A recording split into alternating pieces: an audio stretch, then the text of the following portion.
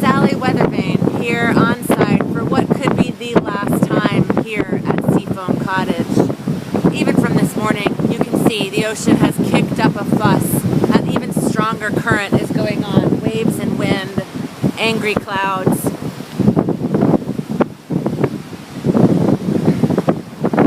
The houses are ready.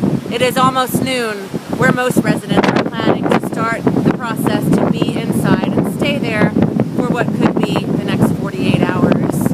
It is a sad feeling, closing up my home, not knowing if it will be here the next time I am back.